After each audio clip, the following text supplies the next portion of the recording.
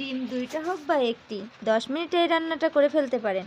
আপনাদের যখনই রান্না করতে কষ্ট হবে আপনারা তখনই এই সহজে রান্নাটা করতে পারবেন।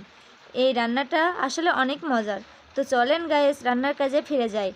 প্রথমে আমরা পেঁয়াজ কেটে নিচ্ছি, তারপরে আমরা কাঁচামরিচ কেটে নিচ্ছি। এর মধ্যে আর কোনো মশলার দরকার নেই। এরপরে যে ডিম 2টা নিলাম ওই ডিম 2টা ফাটিয়ে নিব। আপনারা চাইলে একটাও নিতে পারেন।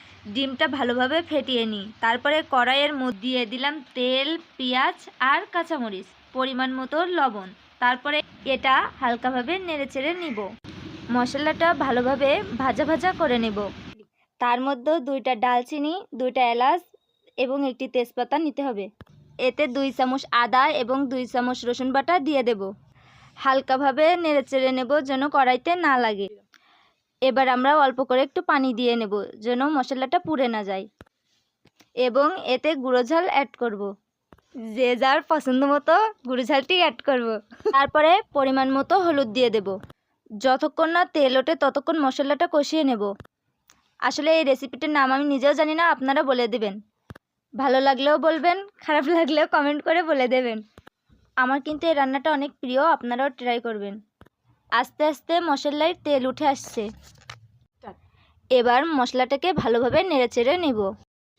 আগে আমরা যে ডিম 2টে ফেটিয়ে নিয়েছিলাম, ডিম দিয়ে কিন্তু অনবরত নাড়তেই থাকবেন। সেগুলো এখন মশলার ভেতরে দিয়ে দেব। হাত ব্যথা হয়ে যাবে কিন্তু নাড়তেই থাকবেন। ডিম ভাজার থেকে এভাবে রান্না করাটাই বেটার। এতে অল্প সময় লাগে। এতে অল্প পানি দিয়ে কষাই নিব। এরপরে ঢাকনি দিয়ে ঢেকে রাখব এবং ডিমটাকে ভালোভাবে নেড়েচেড়ে নেব। এর ভেতরে আমরা ধনিয়া পাতা দেব। ধনিয়া পাতা দিলে এর ফ্লেভার একটু অন্যরকম আসে। আপনারা চাইলে নাও দিতে পারেন। অল্প অল্প করে আমাদের রান্নাটা শেষ হওয়ার মুখোমুখি চলে আসলো। এটা দেখতে অনেক সুন্দর এবং খেতেও কিন্তু সেই স্বাদ। এটা কিন্তু অনেক সফট হয়েছে।